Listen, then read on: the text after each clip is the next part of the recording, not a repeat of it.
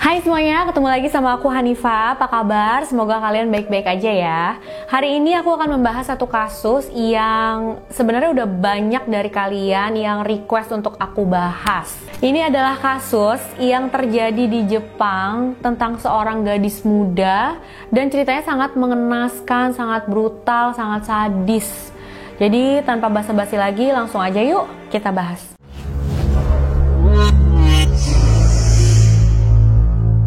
Hari ini aku akan membahas kasus pembunuhan seorang gadis muda berumur 17 tahun yang bernama Junko Furuta. Ini kejadiannya di Jepang. Junko Furuta itu lahir pada tanggal 22 November 71 di Misato, Jepang. Junko Furuta masih SMA saat semua insiden mengerikan ini terjadi. Dan dia juga punya pekerjaan paruh waktu, pekerjaan part-time gitu ya. Dan semua orang yang mengenal dia bilang kalau dia itu adalah anak yang baik dan memang mudah disukai sama orang lain. Bisa dibilang dia itu adalah gadis yang lumayan populer, dia sopan, ramah, nilai-nilai di sekolahnya juga bagus, dia nggak minum minuman keras, nggak memakai obat-obatan terlarang, nggak merokok seperti teman-teman yang lain. Dia tuh punya keinginan yang sangat kuat untuk nggak terpengaruh sama hal-hal buruk semacam itu. Jadi pada sore hari itu di tanggal 25 November 88, Junko Furuta baru aja menyelesaikan pekerjaan paruh waktunya dan dia itu lagi pulang ke rumah sendirian naik sepeda. Saat itu tiba-tiba aja seorang pemuda nyamperin dia, langsung ngedorong dia sampai jatuh dari sepedanya. Habis itu pemuda ini langsung kabur begitu aja. Nah, kejadian ini disaksikan sama seorang pemuda lain juga. Nah, pemuda lain itu langsung nyamperin Junko Furuta, dia bantuin Junko untuk bangun gitu ya, dan menawarkan Junko untuk ayo kita pulang bareng yuk, kita jalan bareng aja, aku temenin kamu sampai ke rumah gitu ya. Dan Junko pun setuju karena memang pemuda ini adalah pemuda yang dia kenal. Dia itu teman sekolahnya Junko yang bernama Hiroshi Miyano. Jadi mereka berdua pun jalan bareng gitu ya, mereka ngobrol-ngobrol di jalan dan si Hiroshi ini kayak seperti mengarahkan jalan yang akan mereka tempuh. Tanpa diketahui, Hiroshi itu ternyata mengarahkan Junko ke satu gudang yang udah terbengkalai, yang udah nggak kepake gitu. Dan saat sampai di sana, Hiroshi itu sikapnya langsung tiba-tiba berubah 180 derajat. Dia mulai teriak-teriak ke Junko dan dia mulai mendorong Junko sampai jatuh. Hiroshi juga mulai bilang sama si Junko kalau dia itu ada koneksi, ada hubungan sama Yakuza. Dan mungkin kalian juga udah pada tahu ya, Yakuza itu adalah satu organisasi mafia Jepang. Terus Hiroshi bilang sama Junko, kalau kamu nggak ngikutin seperti apa yang aku mau, aku bakalan suruh Yakuza untuk membunuh kamu. Jadi akhirnya karena takut, Junko pun ngikutin si Hiroshi ini. Dan Hiroshi membawa Junko ke dalam gudang terbengkalai itu. Di sana Hiroshi mulai memperkosa Junko. Setelah selesai memperkosa Junko di gudang itu, Hiroshi membawa Junko ke hotel. Dan di hotel itu Hiroshi kembali memperkosa Junko sebanyak 2 kali. Dan dia nggak membiarkan Junko untuk pergi dari hotel malam itu ya. Saat itu, Junko udah mulai sadar nih, apa alasannya si Hiroshi sampai berbuat seperti itu sama dia. Seperti yang aku bilang sebelumnya, Junko dan Hiroshi itu kan satu sekolah. Nah, si Hiroshi ini naksir sama Junko, dia tuh suka gitu ya sama Junko dan pernah dia ngajak Junko untuk kencan. Tapi, Junko Furuta tidak merasakan hal yang sama ke Hiroshi dan akhirnya Junko pun menolak dengan sopan.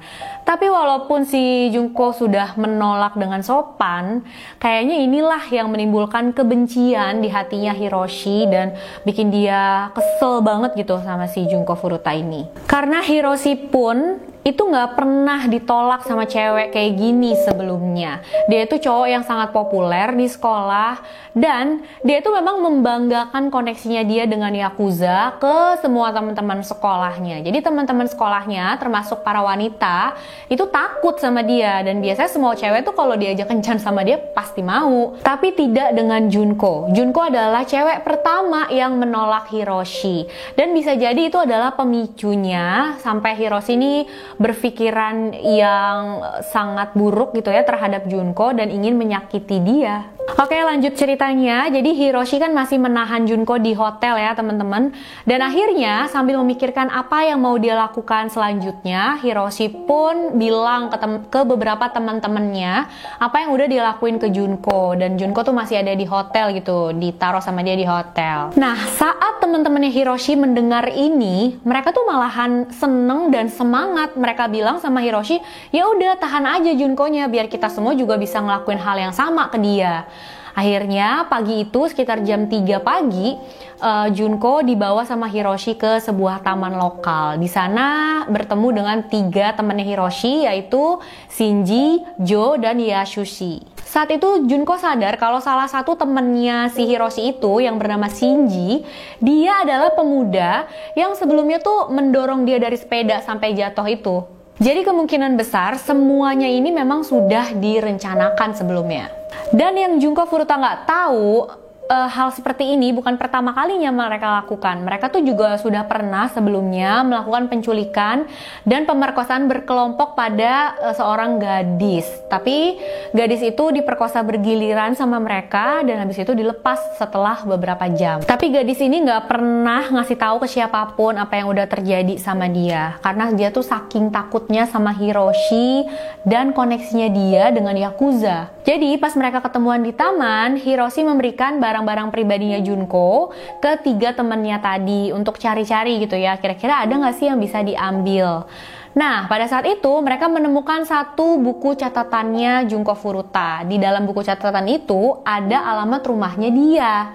Saat itu para pemuda ini mempunyai sesuatu untuk mengancam Junko. Jadi mereka bilang, nah, sekarang kami udah punya nih alamat rumah kamu. Kalau kamu sampai macam-macam, kami akan menyuruh Yakuza untuk datang ke rumah kamu dan membunuh semua keluarga kamu. Setelah dari taman itu, akhirnya mereka membawa Junko ke rumahnya Hiroshi. Dan rumahnya Hiroshi ini jadi kayak apa ya?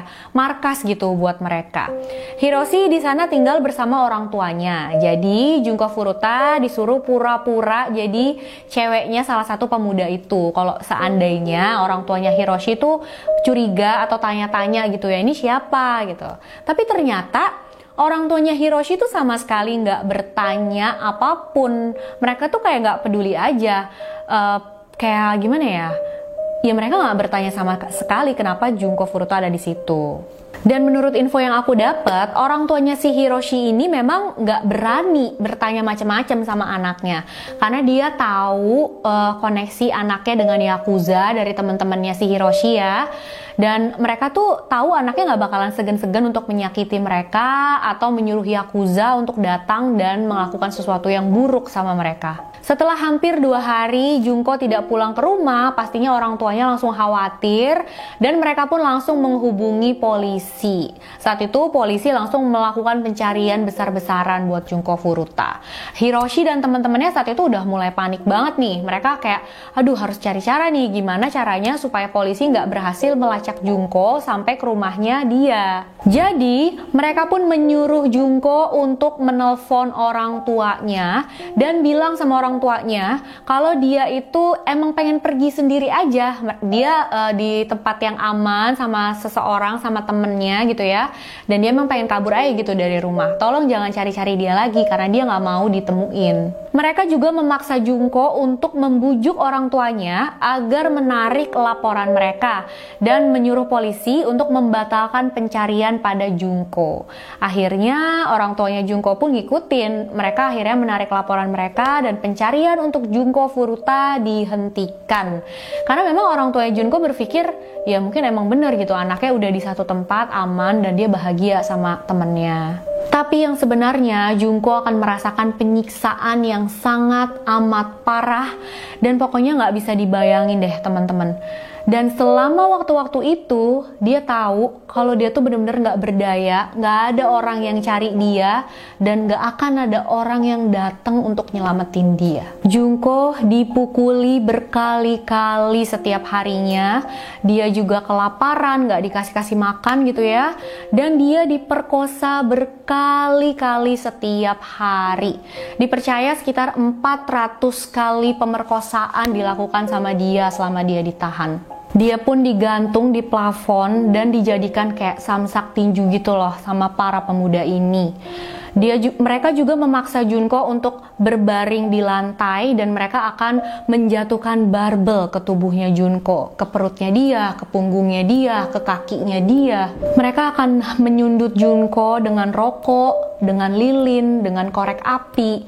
Mereka bahkan memaksa Junko untuk memakan kecoa hidup, memakan kotorannya dia sendiri, bahkan meminum air kencingnya sendiri. Salah satu pemuda bakalan pegangin kepalanya Junko ke beton gitu, dan pemuda lainnya itu bakalan menginjak kepalanya dia berkali-kali sampai hidungnya dia tuh berdarah-darah, darahnya bener-bener banyak banget, sampai Junko nggak bisa bernafas dari hidung tapi cuma bisa bernafas dari mulutnya.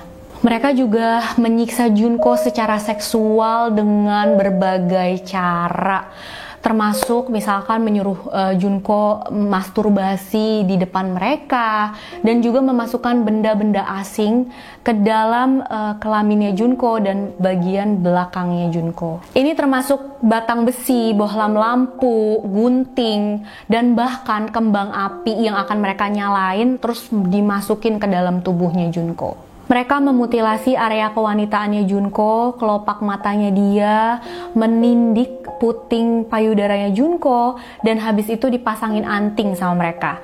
Dan setelah dipasangin itu, mereka tarik lagi pakai tang itu antingnya sampai putingnya Junko juga ikut ke bawah gitu loh semuanya. Setelah 1 minggu, mereka bahkan mengundang teman mereka yang lain untuk ikut bergabung dalam penyiksaan ini di rumahnya Hiroshi. Terutama 2 teman mereka yang bernama Tatsuo dan Kaichi.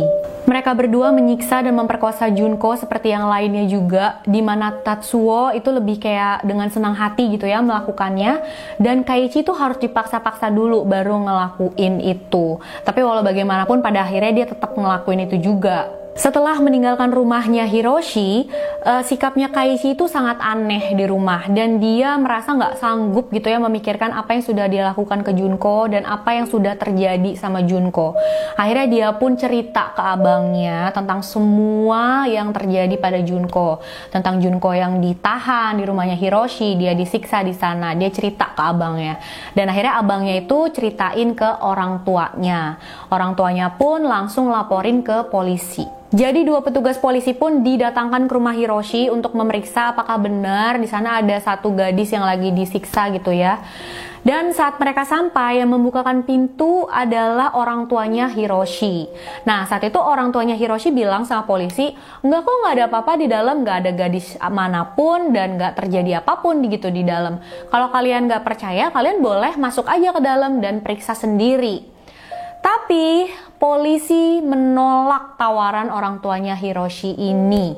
Mereka pikir kalau memang di dalam ada sesuatu yang mencurigakan, kalau memang benar di dalam ada gadis yang disiksa, nggak mungkin orang tuanya Hiroshi mempersilahkan mereka masuk. Nah, mereka percaya kalau itu adalah bukti bahwa nggak terjadi apa-apa di dalam. Jadi 2 petugas polisi itu pun nggak masuk ke dalam rumahnya Hiroshi, nggak memeriksa, dan mereka langsung pergi begitu aja. Dan menurutku ya, pemikiran mengira-ngira kayak gitu sangat berbahaya buat seorang polisi ya pastinya teman-teman. Akhirnya satu kesempatan untuk bisa menyelamatkan Junko Furuta lewat begitu aja. Pada awal Desember, itu udah 2-3 mingguan ya, dia disiksa dan dianiaya di rumahnya Hiroshi. Dia berhasil menjauh dari para pemuda itu, dia menyelinap dan dia menemukan sebuah telepon. Dia pun mencoba menelpon polisi. Dia udah nyambung nih ke polisi, tapi sebelum dia sempat ngomong apa-apa ke polisi, dia udah ditemukan sama Hiroshi, dan sama Hiroshi teleponnya itu langsung diambil dan Junko Furuta langsung disiksa lagi sama para pemuda itu sebagai hukuman. Mereka menuangkan cairan yang biasanya ada di korek gas gitu loh teman-teman ke kakinya Junko dan membakar dia. Lalu mereka juga memasukkan sebuah botol besar ke bagian belakangnya Junko. Junko mengalami pendarahan yang sangat-sangat parah. Dia langsung mengalami kejang-kejang. Pada saat itu, para pemuda ini mengira Junko tuh lagi pura-pura doang kejangnya. Padahal dia beneran gitu. Dan para pemuda ini terus saja menyiksa Junko sebagai pelajaran supaya Junko tuh nggak pura-pura lagi kayak gini. Mereka kembali membakar kakinya Junko. Dan selama ditahan ini, Junko berkali-kali memohon pada para pemuda ini untuk udah deh akhirin aja semua penyiksaan ini dan udah bunuh aja aku gitu. Tapi tentu aja para pemuda ini nggak mau, mereka terlalu bersenang-senang untuk menghentikan semuanya. Mereka terus saja memukuli dan memperkosa Junko berkali-kali setiap harinya. Bahkan saat itu Junko sampai disuruh tidur di luar, di balkon gitu loh teman-teman. Dan saat itu adalah pertengahan Desember, jadi cuacanya dingin banget. Dan kalian tahu kalau lagi cuaca dingin, lagi musim dingin di Jepang, itu suhunya bisa minus derajat Celcius. Dan Junko itu dipaksa tidur di balkon tanpa selimut. Dan salah satu pemuda tuh ingat kalau Junko selama di tahanan itu merasakan sakit yang sangat parah di sekujur tubuhnya, karena memang kan cederanya dia tuh benar-benar di sekujur tubuh ya, di kakinya, di tangannya, di perutnya, di punggungnya, di area kewanitaannya. Dia sampai susah untuk bergerak loh. Dan itu dibutuhkan sekitar 1 jam untuk dia pergi ke kamar mandi bawah. Dia kan ditahan di atas ya, di lantai atas sama para pemuda ini. Dan kalau dia mau ke bawah gitu ke kamar mandi, dia tuh butuh 1 jam penuh. 1 jam teman-teman, kayak apa coba ya geraknya. Walaupun pada akhirnya karena cedera, luka-luka yang dialami di sekujur tubuhnya, Junko jadi tidak bisa mengontrol rasa ingin pipisnya gitu. Dia sudah tidak bisa mengontrol urinnya, mengompol begitu aja. Dan ini membuat para pemuda itu sangat kesel. Dia menghukum Junko karena hal ini. Dan segera setelah itu, Junko jadi nggak bisa minum, nggak sanggup untuk makan. Setiap kali dia mencoba untuk masukin makanan atau minuman ke dalam tubuhnya, itu langsung keluar lagi, dia langsung muntah-muntah. Dan hal ini juga semakin membuat para pemuda ini marah. Dan mereka pun menghukum Junko karena hal ini. Pada saat itu, mukanya Junko Furuta tuh udah hampir nggak bisa dikenalin lagi karena cedera yang dia alami. Jadi wajahnya itu udah bener-bener bengkak. Dan saat itu kan dia udah lumpuh, dia udah nggak bisa menahan pipisnya, jadi udah ngompol terus gitu ya. Dan dia juga suka muntah-muntah. Semua hal ini bikin badannya dia tuh jadi bau. Dan para pemuda ini jadi kehilangan gairah seksual sama dia. Dan sangat jelas ya, dari awal memang alasannya para pemuda ini menahan Junko, mereka tuh ingin memperkosa Junko berkali-kali setiap harinya. Tapi saat ini mereka udah nggak pengen lagi melakukan hal itu. Karena semua hal ini, mereka memutuskan untuk mencari gadis lain yang lebih menarik, yang bisa membuat mereka bergairah secara seksual. Akhirnya mereka menemukan seorang gadis berumur 19 tahun. Sama seperti Junko, dia juga baru pulang dari bekerja, dan di jalan saat dia sendirian langsung nih dicegat sama para pemuda ini, diculik sama mereka, dan diperkosa secara bergantian sama mereka. Tapi tidak seperti Junko, mereka memutuskan untuk melepaskan gadis ini. Jadi habis diperkosa gitu ya, gadis ini langsung dibebaskan sama mereka. Dan mereka pun kembali lagi ke rumahnya Hiroshi, di mana mereka menahan Junko. Lalu pada suatu hari di tanggal 4 Januari 1989, salah satu pemuda menantang Junko untuk bermain mahjong. Nah, saat permainan ini Junko menang, teman-teman. Hal ini membuat para pemuda itu sangat-sangat marah. Mereka pun langsung menyiksa Junko dan memukuli Junko benar-benar sangat parah nih kali ini. Mereka sampai menuangkan lilin panas ke kelopak matanya Junko. Mereka memukuli Junko dengan barbel, dan mereka juga suruh Junko dipaksa berdiri gitu ya. Dan kakinya Junko itu dipukulin pakai bambu sama mereka. Akhirnya Junko nggak bisa nahan lagi, dia pun jatuh pingsan dan dia kejang-kejang di lantai. Sekali lagi Junko mengalami pendarahan yang sangat parah. Luka-luka lamanya dia juga langsung terbuka kembali. Banyak darah dan nanah di sekujur tubuhnya Junko Furuta. Tapi para pemuda ini sama sekali nggak berniat untuk berhenti. Karena jijik, mereka pun melapisi tangan mereka dengan plastik dan mulai memukuli Junko lagi, teman-teman. mereka nggak berhenti. Mereka bahkan menjatuhkan barbel ke tubuhnya Junko saat Junko masih kejang-kejang itu, teman-teman. Mereka juga menuangkan cairan yang biasa ada di korek api ke seluruh tubuhnya Junko, termasuk mukanya kali ini, dan mulai membakar Junko. Itu penyiksaan terjadi selama 2 jam penuh, 2 jam. Junko tuh sempat berusaha untuk memadamkan api di tubuhnya gitu ya. Sampai akhirnya dia udah gak kuat bergerak lagi dan dia udah gak merespon lagi. Api akhirnya padam dengan sendirinya, tapi sayangnya Junko Furuta tidak lama setelah itu meninggal dunia pada tanggal 5 Januari 1989 karena luka-luka yang dideritanya. Walaupun saat itu Hiroshi dan teman-temannya berpikir Junko tuh cuma pingsan aja, karena memang sebelumnya Junko juga beberapa kali seperti ini, dia pingsan selama beberapa jam, habis itu ntar bangun aja lagi dengan sendirinya. Tapi setelah 24 jam Junko nggak bangun-bangun juga, saat itulah mereka sadar kalau Junko telah tewas. Akhirnya Hiroshi pun menelpon abangnya dan memberitahu abangnya semua ini. Abangnya pun membantu mereka untuk melenyapkan jasadnya Junko. Akhirnya mereka memutuskan membalut jasadnya Junko ini dengan beberapa selimut, dimasukin ke dalam travel bag. Travel bagnya itu dimasukin sama mereka ke sebuah drum. Terus drumnya itu diisi sama semen basah. Dan drumnya itu dibuang ke sebuah lahan di Koto, Tokyo. Dan karena semua orang berpikir kalau Junko itu memang pergi dari rumah, jadi ya nggak ada satupun orang yang mencari dia, bahkan nggak ada satupun orang yang tahu kalau Junko sudah mati saat itu.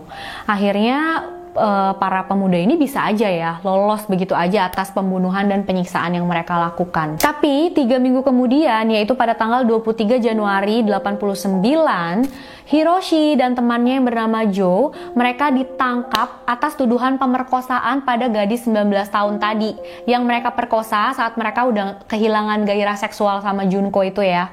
Jadi Hiroshi dan Jo dibawa ke kantor polisi dan mereka tuh diinterogasi di tempat yang berbeda. Nah, saat interogasi ini, di saat-saat itu ada pembunuhan ganda yang terjadi. Dan saat itu polisi berpikir kalau memang mereka melakukan pemerkosaan sama gadis 19 tahun ini, bisa jadi Hiroshi dan Jo juga bertanggung jawab atas pembunuhan ganda yang terjadi. Nah, saat itu akhirnya polisi ngomong nih pas diinterogasi sama Hiroshi sama Jo, kalau mereka tuh tahu Hiroshi dan Jo terlibat dalam suatu pembunuhan. Di dalam pikiran polisi, pembunuhan yang dimaksud adalah pembunuhan ganda itu ya. Tapi di pikirannya Jo dan Hiroshi, itu adalah pembunuhannya Junko Furuta. Dan untuk informasi tambahan aja ya teman-teman, Hiroshi dan Jo itu sebenarnya nggak ada hubungannya dengan pembunuhan ganda ini.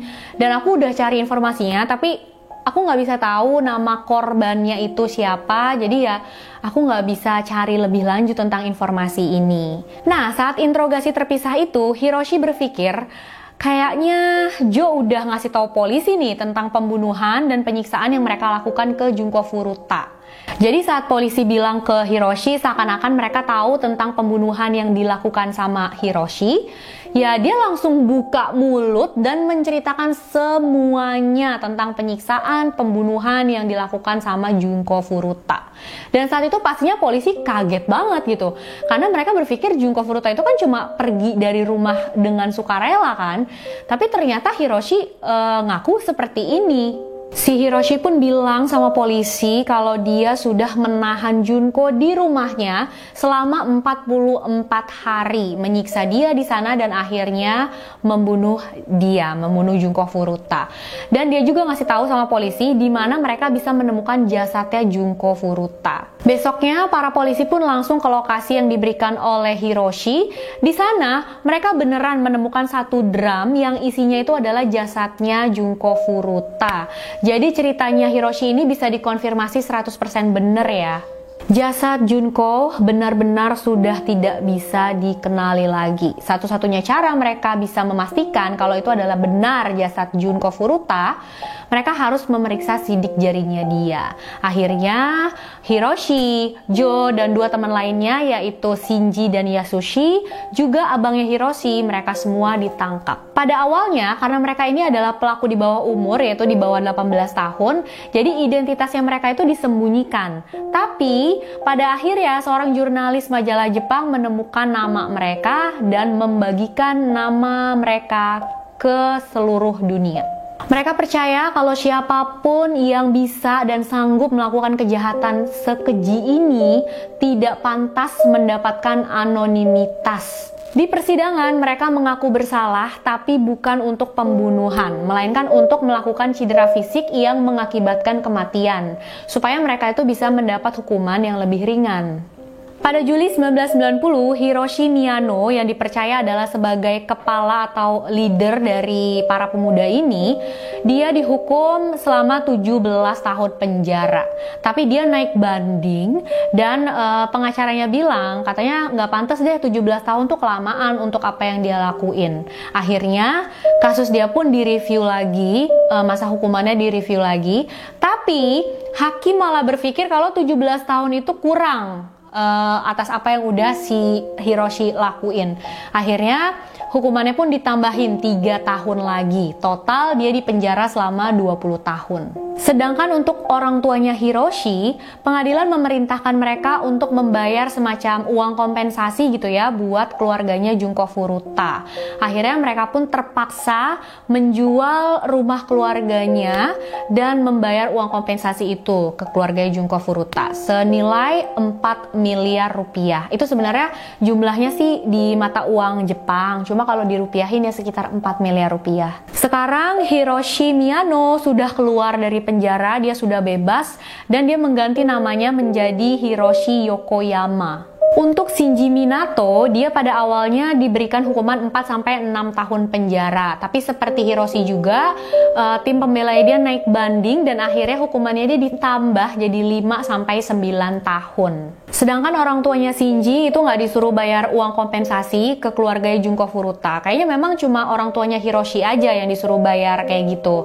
Karena memang kan kejadiannya terjadi di rumah mereka. Dan mereka itu dianggap lalai karena tidak memberitahu polisi, tidak melaporkan ke polisi saat mereka tahu ada sesuatu yang salah. Setelah Shinji keluar dari penjara, dia tinggal bersama ibunya dan dia nggak pernah bekerja semenjak itu.